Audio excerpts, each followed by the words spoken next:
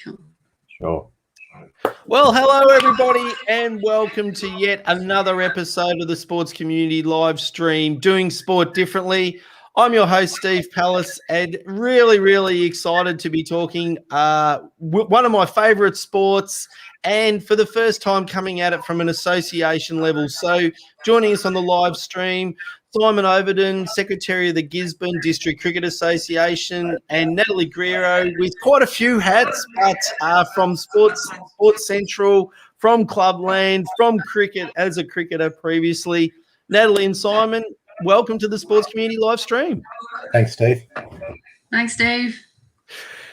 So, Simon, the association, in cricket we like to use acronyms, GDCA, why did we start, or why did you start a women's competition? What was the impetus for that? So I guess it probably is something that's been on the menu of the GDCA for a couple of years now. Basically, we have, and for me, the personal motivation came from watching a sub-district team, actually, would you believe, where my son was playing, and their inclusivity in the community and what they were trying to do. And I saw, you sort of look at our cricket association, and it was male dominated. We had our girls junior cricket competition that was going along quite well, but senior cricket was male cricket. So there's that aspect to it, and we wanted to give junior girl cricketers who are finishing their junior cricket a pathway into senior cricket. Yep. Now, not all girls want to go and play senior men's cricket, right? They would actually prefer to play cricket against women and with their mates, with their friends. Yeah. So it seemed a bit of a no-brainer to me that we wanted to give the pathway for juniors, but we also wanted to make the association holistic. Things are better. Everything's better when there's a equal representation of males and females. Everything's just better. Everything's more balanced. It's more holistic, and it's a better representation of the community. So all that amalgam of ideas, if you like, sort of fed into this when we were putting our strategic plan together, that one of the things we wanted to do by this year was establish a senior women's cricket competition. So that's it in a nutshell. I think I've answered your question. No, absolutely. And you did, I think it's important to note, you did have a girls' competition previously, so it's just a logical extension. Natalie, Sports Central, for those listeners from around Australia that may not be aware of, in Victoria we have organisations such as Sports Central called Regional Sports Assemblies. So do you want to just give a little bit of a background to Sports Central, Regional Sports Assemblies, and what your role was and how you supported the GDCA as they started this journey? Yep, no worries, Steve. So, yeah, Regional Sports Assemblies, there's 9 across Victoria, and so Sports Central takes on 6 local government areas, and one of those is Rural Shire, in which the GDCA have clubs involved, but we do stretch across borders as well. So the GDCA, it was just a good fit for our organisation to be involved. My main role is in the regional sports program, so we identify needs amongst the community where we want to try and get women and girls more active, young people and older people as well. So we work in the social sport field, but also women and girls participation specifically. So when Simon did mention that this is something the association wanted to pursue, we initially got involved in those early stages around support and development, advice, what's the competition going to look like, what's the structure going to be, what's the rules. So I went about and did some research with neighbouring associations that have already implemented a similar program, and just compared what were the benefits what were the positives, what worked, what didn't work out of those particular programs, and how can we implement the best model for our community and for for that association. So that was my main role in the whole thing. So just looking at it from a participation perspective for women and girls, but also what's the best model? Yeah, well, and Simon, what was ended up being the model that you took to the clubs, and how did you form that competition? Yeah, so to follow on from that, we had a meeting where we got some like-minded people around the table in a pub in Gisborne. Always the best place to have a discussion, the pub, I think. One way to attract people to your meetings. But we came up, and it was fantastic. You know, we had two goals. We had a participation goal, as Matt said. We also wanted eventually to have a pathway for the better cricketers who perhaps don't want to go to town and play.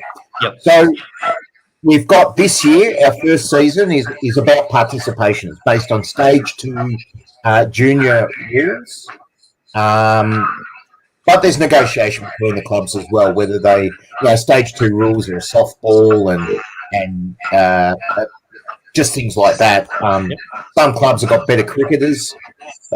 Some clubs have got better cricketers. We're used to playing a higher grade, so there's a negotiation. And if they want to play with a harder ball, they'll play with a harder ball and things like that. So that's basically it in a nutshell. That's what we've gone with here. We had and built into our rules as we get more and more cricketers into the women's competition who have an exposure to cricket as juniors, and also as they develop in their senior career, we'll have another division that's perhaps based on hard ball. Yep. More traditional cricket rules. That's our plan. So. And I think that's a very, very wise move, because I would suggest one of the big fears of people all people, not just females, coming into cricket that haven't played before, is a cricket ball is hard. So if you take that barrier out of the way, then that makes a big change to the barriers. Is that what you found with those sort of rules introducing? Yeah, and I'll actually let Nat.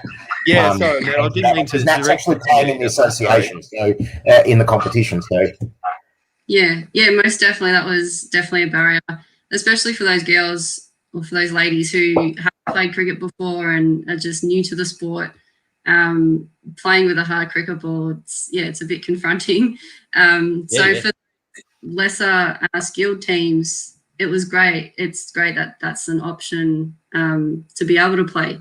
If it was a hard and fast rule that no, we're playing stage 2 rules, which is with a hard ball, then that would definitely be a barrier for people to want to play.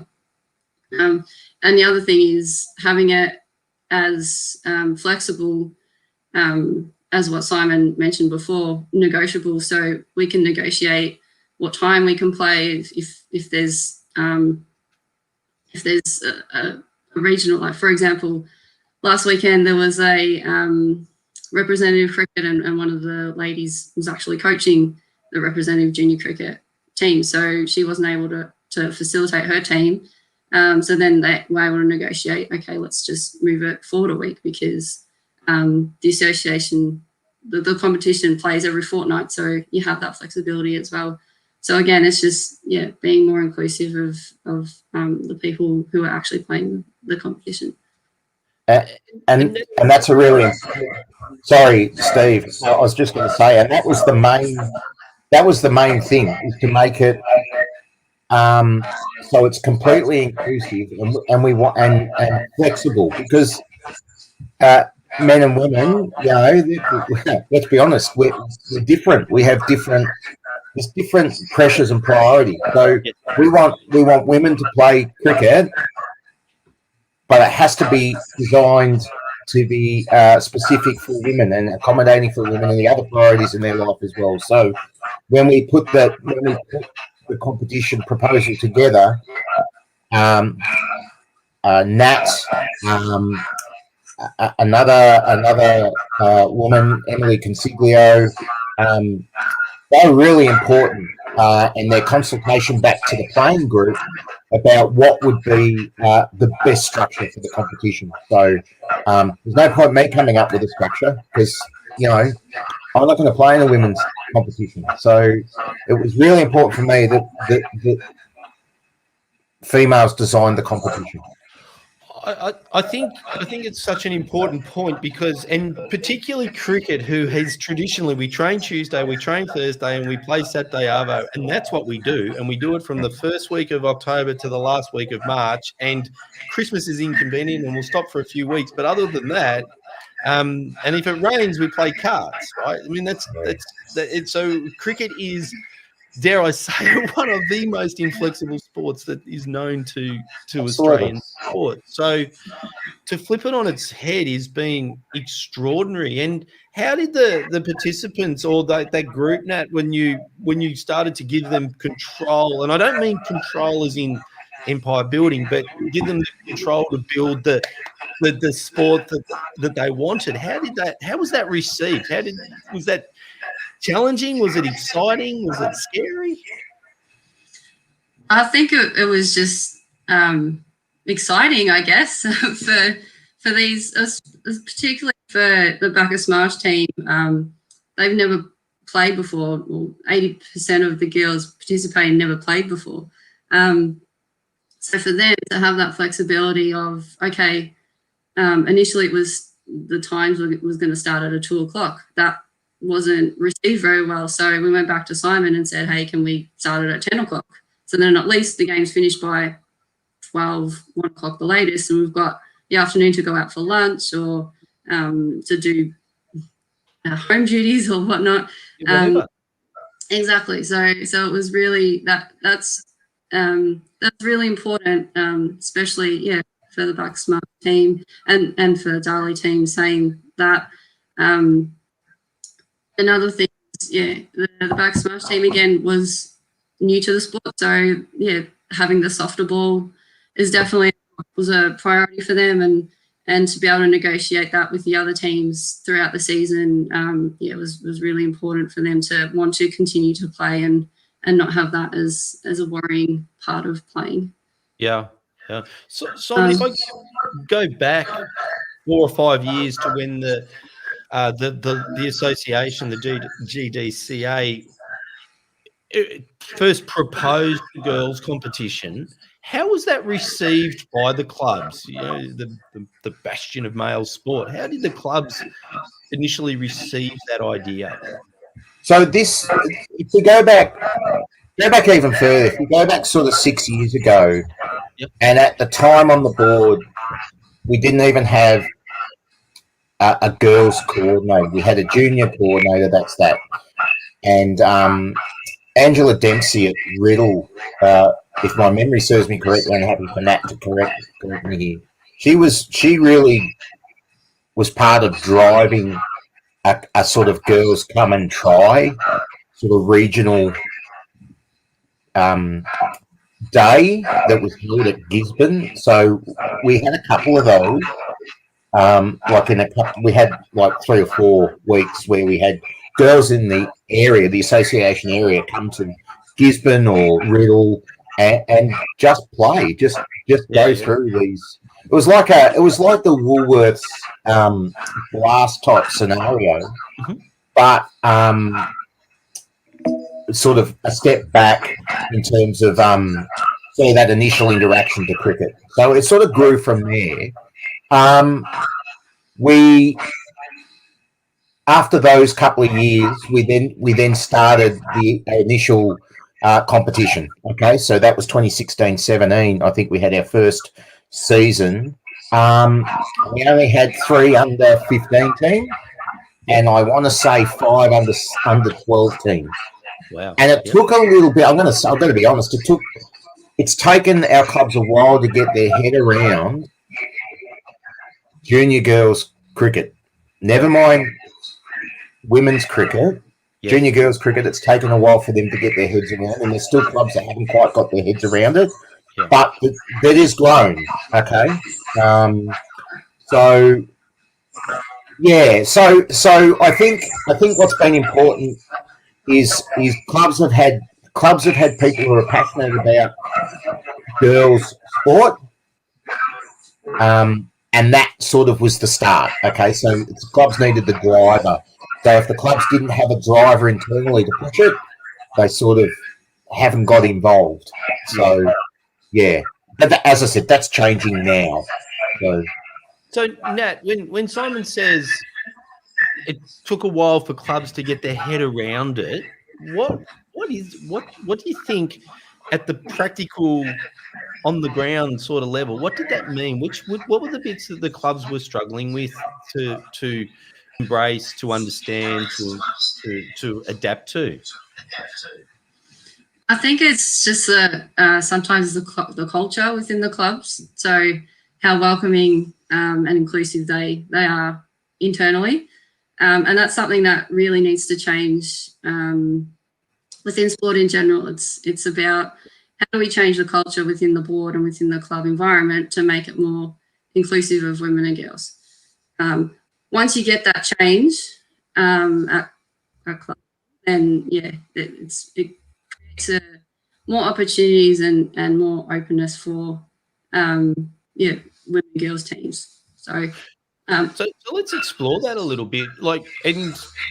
Cricket clubs are like the various football code clubs, like male dominant, blokey, boys club type scenarios. So and have been for many years. So what was it that needed to change?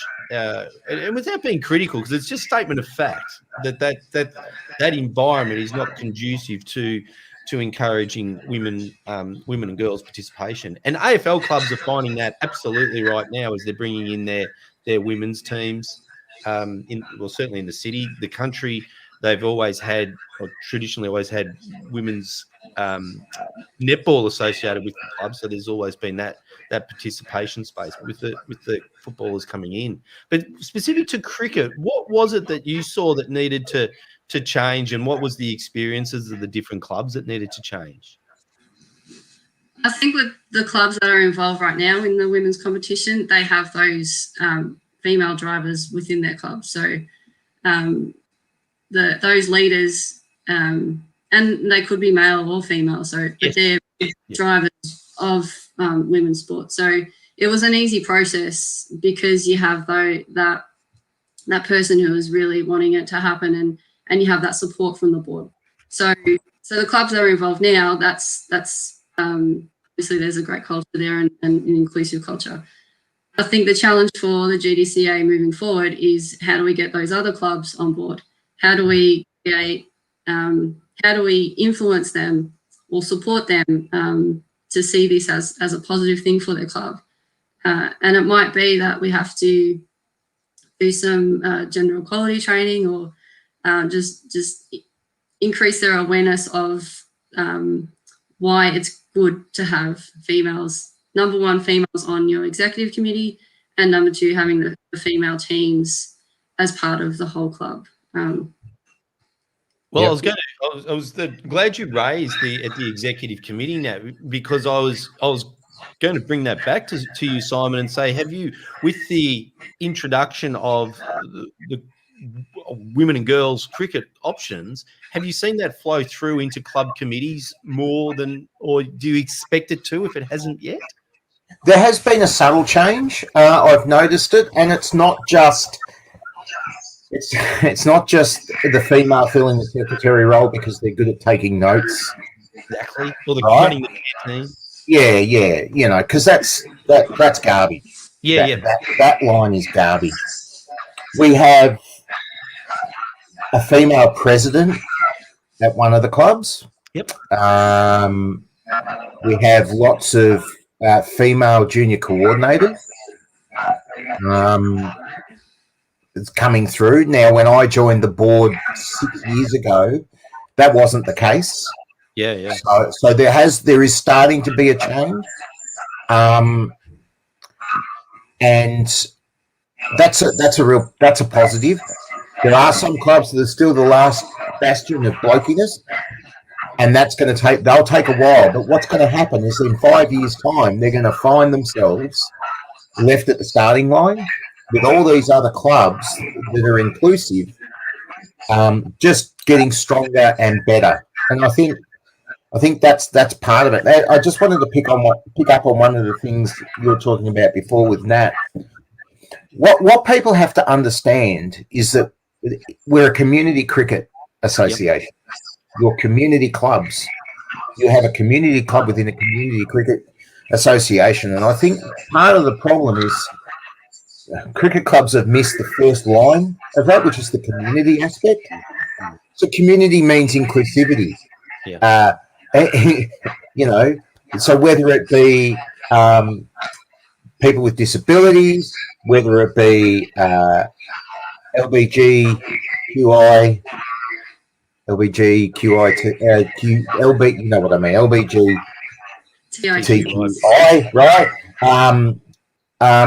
Anything like that, you are a community hub. In country towns, it's footy in winter. All right, and everybody goes to the footy club in winter. Well, why can't your cricket club be the community hub in summer? So it just takes that. It's a paradigm shift. All right, in thinking at club level. I witnessed the first. This is slightly off topic. I went and watched the first gay pride cricket match last year. It was between Preston and St. Joseph's, I think, and it was fantastic. It was inclusive, openly gay, lesbian, etc. were there, and everybody was just enjoying the day. It was terrific, and that really got me really motivated to try and get that community aspect back to our clubs. Yeah. So COVID's put a bit of a spanner in my grand plans at the moment, but we will get there. We will have some of this these concepts come into the GDCA while I'm involved. So women's cricket is the start of the community aspect of it. We've got more to do, but it's a big part of it. Like it's an 80% chunk of it. Yeah. So, and your comment earlier, Simon, clubs with participation options for the reflective of the entire community are just better clubs. Yeah. That is unquestionably true. And I'll just share one of my, world gone by. I used to be the CEO of the Mornington Peninsula Footy League, which was three leagues. Yep. And each Saturday I would just pick one league, or I'd rotate, pick one club or one match and stay there for the whole day, immerse myself in that experience, and bounce between the three leagues each consecutively. One league had netball, the other two didn't. And the thing about netball or football or whatever is it's an opportunity to participate, not just saying your only opportunity to participate is be a volunteer. And unquestionably went from league to league to league. The clubs, no matter how you judged better, whether it was on-field performance, whether it was social, whether it was financial, whether it was facilities, no matter how you judge better, the clubs that had the female participation, the junior participation, potentially masters, they were just better places. And, and I'd be home by 7 o'clock on those nights where it was just the men's team. And on those nights where there was had the women's participation, they became community clubs. The meals were there. 3 generations of people, the kids, the parents, the grandparents would come back. And I'd be in trouble all the time for getting home by midnight because they were great places to be. Yeah. So Nat, in that context, I'm just backing up your statement, which is a big statement, but I believe it so strongly. What do you think are the barriers? Like, why do you think some clubs have been slow? And it's not just the blokey culture. There are other things that are stopping it. What do you see as stopping those clubs from putting teams in? That's a really tough question, Steve. I think each club's probably got their own reasons. Personally, I guess I guess it's just we've done what we've always done, and we don't want to change. So it's probably just history. The people who are the decision makers are scared of change, I guess, as a lot of us are in our own personal lives, scared of change. Or it's a lot of work. Yeah. Also, I guess just lack of knowledge or lack of information around the benefits of having that gender balance on the board. There's still there's a lot of work to be done, but it's also about how do we support these clubs to acknowledge that this is the way to go. This is how we need to progress the club moving forward, and this is what will come of it. Whether it be you'll get more funding for facilities, you'll have more volunteers, you'll have more participation rates. These are the sorts of things that we need to educate our clubs on, and hopefully they'll have a better understanding. Yeah, and that's the only thing that we found that influences volunteers. How does making that change going to make it easier for me or benefit me? And I think once you can articulate that, and I think one of the other powerful things will be getting the clubs that have introduced that successfully to tell their stories. It's one thing, Simon, for you and you, Natalie, and ourselves, we have this problem all the time. Say, you do this, it's great. But when a club that they're competing with go, we do this, it's great. We get more funding, we get more people, we get more families. The club rooms are pumping at 11 o'clock at night. Grandparents, there's people running everywhere. And other clubs are going, and that goes back to your point, Simon, left at the starting blocks, and you see that competitive difference. So, yep. So where do you see it, Simon, going over the next couple of years? Where do you see, from an association point of view, what's your steps to keep growing the competition? Well, look, the first thing will be, for me, getting some of our top-age junior girls transitioning into the senior women's competition for a start. That then allows us to separate, perhaps, or reduce the skill difference. Okay, in our what we would ultimately call our B grade, we can come up with a better term than B grade. I don't think we have A grade and B grade, but we want the social aspect and people having a participation. It's got to be in both grades. One that's the primary focus. The second grade is for more skilled players, where participation is the focus, but it's a step up in terms of competitiveness. So in the next couple of years, I'm really hopeful that we can get that delineation happening. And holding on to these girls that are perhaps either going to give cricket away because there's no pathway, or prematurely go into town, putting more pressure on families to travel, and all that sort of thing. That's what I would like to sort of see. What I would also love to see, and Nat's experienced it a couple of times this year.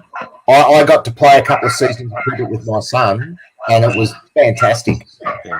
So to be able to think that opportunity is now open to both parents and all kids, independent of gender, that's great.